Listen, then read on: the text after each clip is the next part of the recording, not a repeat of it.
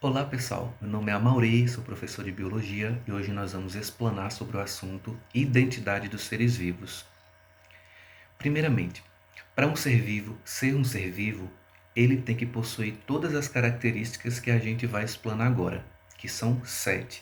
Eu separei para vocês aqui 7 características. A primeira, o ser vivo, que é ser vivo, ele tem que ter uma composição química, né?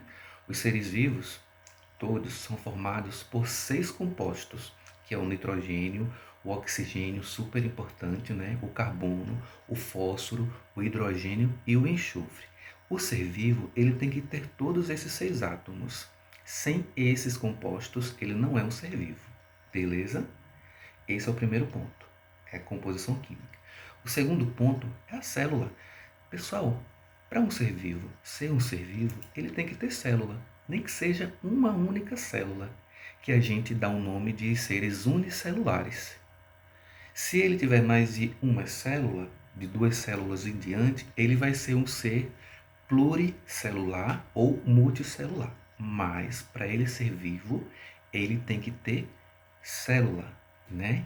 Que são os micros organismozinhos lá, que a gente pode explanar em outra aula de biologia celular, que compõem o nosso corpo, beleza? Só falando de células, existem 2 tipos de células, que são as eucarióticas e as células procarióticas. As células eucarióticas estão presentes nos animais, como nós, nos seres humanos, nos mamíferos, né? Mas também está disponível, né? Faz parte também dos fungos, dos protozoários e, claro, dos vegetais. São as células eucarióticas. As células procarióticas, essas células são mais primitivas, estão presentes, por exemplo, nas bactérias. Elas são células bem menores, menos complexas do que as células eucarióticas. Elas não têm lisossomos, mas elas têm ribossomos que sintetizam, né, as proteínas. Mas elas não têm as organelas que existem nas células mais complexas, nas células eucarióticas, como as nossas células, né, do ser humano. Beleza? O terceiro ponto para um ser um ser vivo é a questão da reprodução. Ele tem que se reproduzir, porque sem reprodução, como é que a vida vai se perpetuar, não é mesmo? Existem 2 formas de reprodução. Temos a forma sexuada, que é aquela com troca de material genético, aquela que ocorre nos seres humanos, por exemplo, e em outros animais, que com a forma de reprodução sexuada ocorrerá a variabilidade genética. Por quê? Porque está fazendo troca, né, de material genético. Então isso perpetua a espécie, beleza? Também tem a forma assexuada. A forma assexuada de reprodução é aquela que não tem troca de material genético. Um exemplo são as bactérias, beleza? O quarto ponto que todo ser vivo precisa para ser um ser vivo é a questão do metabolismo. Tem que metabolizar. Todo ser vivo, que é ser vivo, tem metabolismo. Esse metabolismo, pessoal, ocorre no interior da célula. Um exemplo do que nós temos de metabolismo é a respiração celular. Ela tem que ocorrer para que as células se mantenham vivas, para que elas sobrevivam, né? Nós precisamos do metabolismo para sobreviver, né? A gente classifica o metabolismo como anabolismo e catabolismo. O anabolismo é a união de moléculas mais simples para moléculas mais complexas. Já o catabolismo é o contrário, é a quebra de moléculas maiores em estruturas menores. Um exemplo, quando a gente come um pãozinho, por exemplo, as enzimas digestivas já irão começar a catabolizar o pãozinho. Vai se transformar em glicose, a glicose vai ser quebrada, né, que vai ser chamada de glicólise, e a partir daí vai ser quebrada mais ainda, mais ainda, mais ainda, e vai percorrer a corrente sanguínea. Beleza? Esse é o quarto ponto.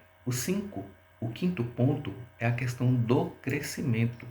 Todo ser vivo ele cresce, não é, pessoal? Todos. Eles podem ser minúsculos, mas eles crescem.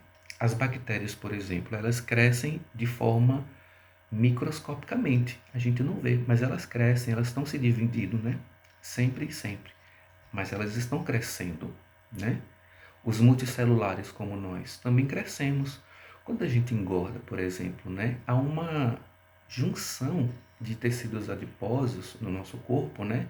Os adipócitos, eles vão se multiplicando, então a célula, os adipócitos vão ficando mais volumoso, a gente vai engordando. Então isso é um exemplo de crescimento celular, beleza? O sexto ponto é a evolução. Todo ser vivo que é ser vivo, ele é plausível de evolução. Evolução é o quê? São mudanças que vão gerar para as próximas gerações. A evolução, ela vai gerar descendentes, vai modificar esses descendentes, vai ocorrer as especiações, o DNA será mudado, né? E perpetuado para as próximas gerações que virão. Nós, seres humanos, outros animais, somos exemplos de evolução. Então, a evolução é super importante também para a identidade dos seres vivos. O sétimo ponto é reação. Todo ser vivo tem que reagir, tem que ter reação. Um exemplo que nós temos é das plantas. As plantas, elas fazem reação com, por exemplo, estímulos físico-químicos do meio ambiente. Elas reagem, tipo, as plantinhas, as folhas das plantas, elas, se você colocar elas, por exemplo, numa parte mais escura, ela sempre vai virar procurando claridade. Então, essa é uma reação fotossintética. É uma reação físico-química, né? Então, todo ser vivo reage, beleza? Tem que ter reação. O outro ponto, parecido com o sétimo, é movimento. Movimento. Todo ser vivo tem que ter movimento. Diferente de locomoção, beleza? Porque há seres vivos que são inertes, né? Mas eles reagem, eles se movimentam.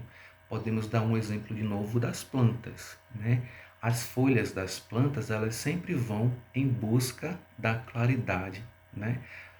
Fotossintética. Então ela está se movimentando, né? Fazendo essa reação química. Então o 7 e o oitavo estão interrelacionados, beleza?